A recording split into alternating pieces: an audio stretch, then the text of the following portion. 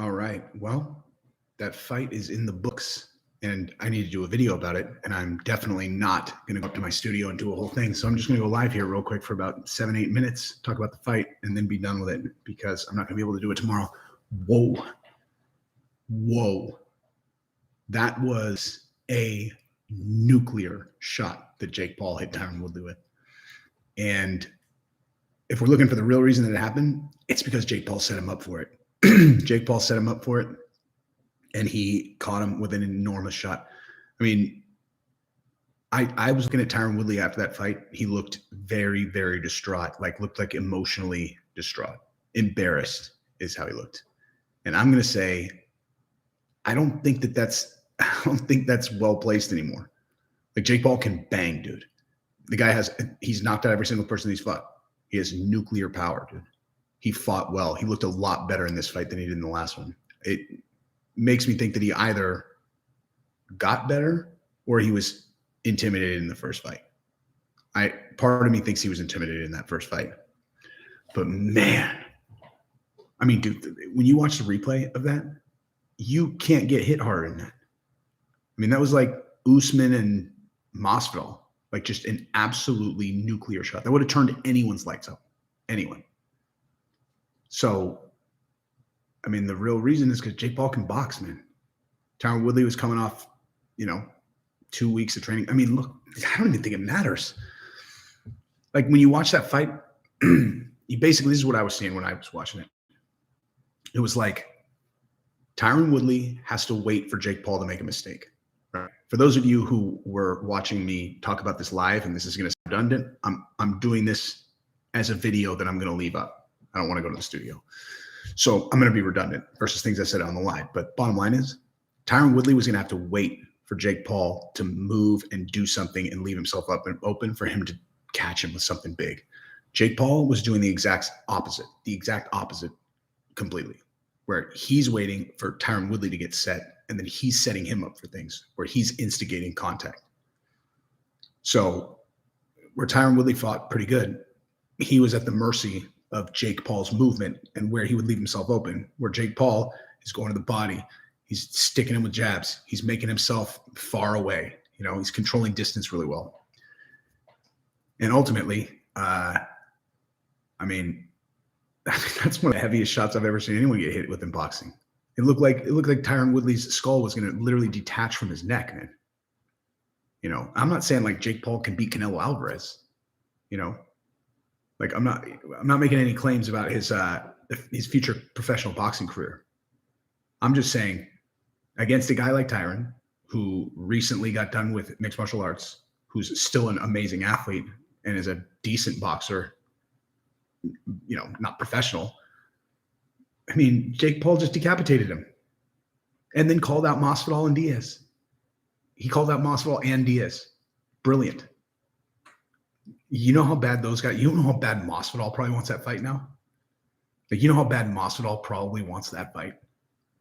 Because now that Jake's actually a semi-legitimate contender, oh man, that would be such a huge fight, man. That would be such a huge fight. It's exciting, man. I don't know. I think a lot of people are going to hate on him, but I just don't really understand that way of looking at the fight game.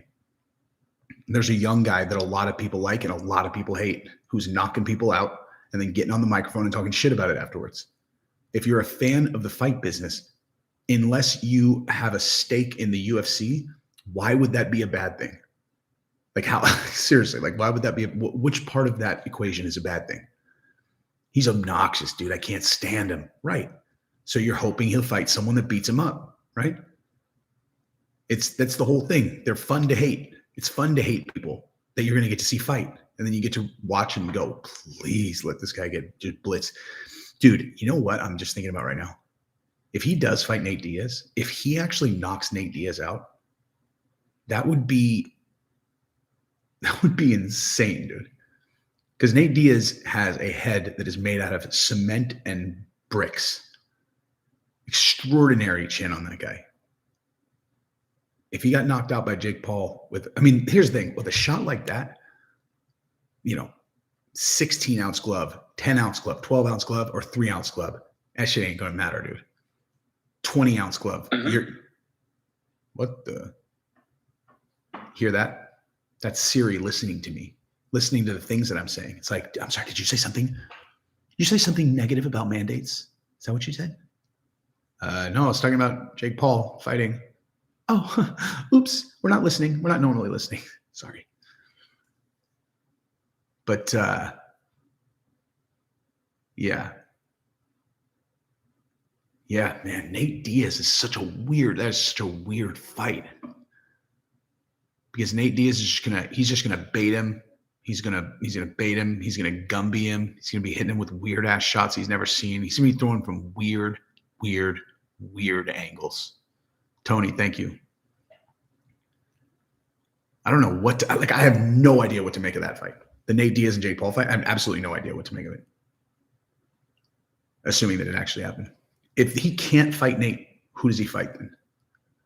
Because he's not going to be able to get Masvidal either. Both of them are going to be locked up under contract. The UFC doesn't pay guys like that without making it extraordinarily difficult for them to get out of their contracts to fight someone else. So you got to figure it's a long shot that Masvidal gets to fight him, and Nate Diaz, maybe. Imagine if they greenlit Conor to fight him. Like, seriously, imagine if the UFC actually was like, all right, dude, you've done it. Like, success, Jake. You've done it.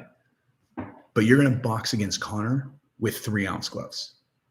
Okay, so yeah, you're going to get to box Conor with 3-ounce gloves. Conor weighs 187 pounds, conveniently. So there's that. Jake Paul said that he's going to go train with Khabib and go train MMA. That would be interesting too. I mean, look, he's not ready for, I mean, what the fuck? I don't know. I don't know what he's ready for. I know I would be very excited to watch any of it because if he gets knocked out, he gets knocked out. Great. If he wins, wow. Any way you look at it, it's an interesting outcome. So he showed exceptional fight game tonight. He did really well in the octagon or in the ring. He did great on the microphone afterwards. And that was a highlight knockout that no one is going to forget. Jake kept hitting him on the back of the head. Who cares, dude? Seriously. That had nothing to do with why the fight ended. Anyway, I wanted to get something up before I went to sleep, and now I have. I love you guys. Subscribe to the channel. Go follow me on Instagram because tomorrow there's going to be lots of fun stuff like Gabrielle in a bikini at the water slides. So anyway, love you guys.